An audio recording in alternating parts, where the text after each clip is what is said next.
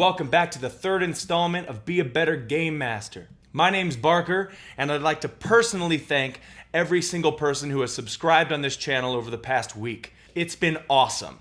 I got a great question from Shank Ranger in the last video that asked me how I plan for my campaign sessions. That's a big question. Huge! So this video is going to be part one of a two-part series on planning and organization. I know. Boring. It's not that bad, I promise. So let's just jump right in. First things first, you need some supplies. I have it sitting out in front of me, so I'm going to use this camera, this handheld camera, to show you what I've got. First thing over here is a folder. This is just a pocket folder. This is very useful for when it's campaign time. A pair of scissors, some scotch tape, a pencil, of course. This is not just a regular sheet of paper. This is cardstock, a little thicker. You want something like that. And of course, you have the Dungeon Master's Guide and the Monster Manual. You use the Dungeon Master's Guide to figure out how many experience points you can spend to buy monsters. And of course, you use the Monster Manual to pick those monsters out. And finally, I have a sword. Why do I have a sword, you ask? You just never know, man. Yeah. So now I want you to get an idea of the kind of monsters you want your players' characters to fight against in this encounter that we're building. Woo! Monster Manual. Duh. I've already picked out some monsters for us. I want my players to fight some goblins today. So I have picked 2 goblin warriors, okay, and a goblin hexer.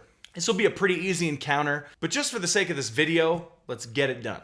Big piece of advice I can give you: it sucks to have to open and close this over and over and over again during your session. So first thing I'm gonna do is make a photocopy of the page with the monsters that I want to use. Fortunately for us, I've already done that.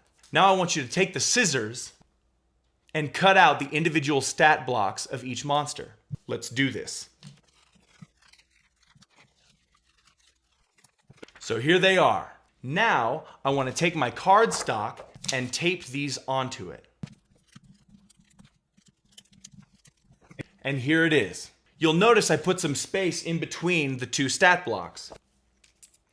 This is where I take my pencil and I draw a line down the middle. I can't draw straight lines, so I draw squiggly ones. So let's remember, the characters are going to be fighting 2 goblin warriors and 1 goblin hexer. So on the goblin warrior side of the page, I'm going to look at the HP, which is 29, and I'm going to write 29 here 2 times, 1 for each goblin warrior. And on this side, notice that the goblin hexer's HP is 46, so I'm going to write 46 1 time, because we only have 1 goblin hexer. This way, it makes it easy for me to keep track of enemy hit points during the session. If one of the characters hits a goblin warrior for 6 damage, I just cross out 29 and put 23.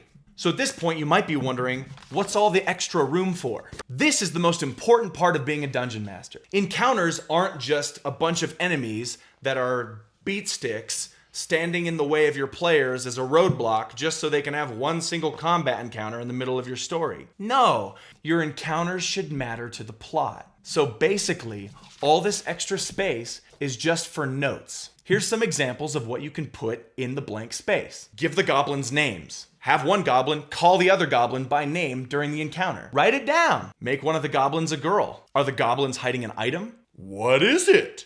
Write it down. Is the goblin hexer going to cast a certain spell on turn number 3? Write it down.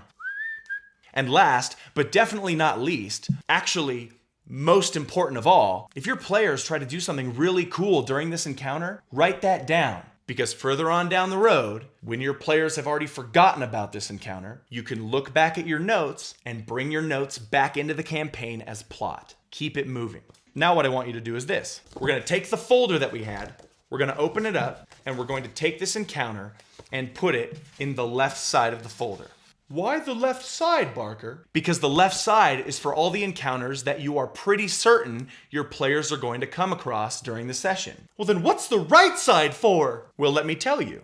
You don't want to railroad your players. If you know exactly what your players are going to do before the session, and if your players do exactly that, then you are railroading your players. There's no difference between that and just watching a movie. What I want you to do is come up with 2 basic encounters. 1 combat, 1 skill-based. 2 total. So that if your players go off the beaten path, which they should and will, you'll be able to pull out an encounter like you had the whole thing planned. Here's another important question. What do you do with the encounters that you've used after you've used them? Well, let me just tell you what not to do. Do not throw them away. File them in your campaign binder. That way, you'll always remember where your players have been, and you'll remember the notes you wrote. Well, that's it for part 1. But don't worry, there's so much more about how I plan and organize my sessions that I want to teach you. I will put them up in new videos as soon as possible. Thank you so much for tuning in again. Thank you to everybody who subscribed. Post your comments and questions below, and I will address them in future videos. Double tap, peace.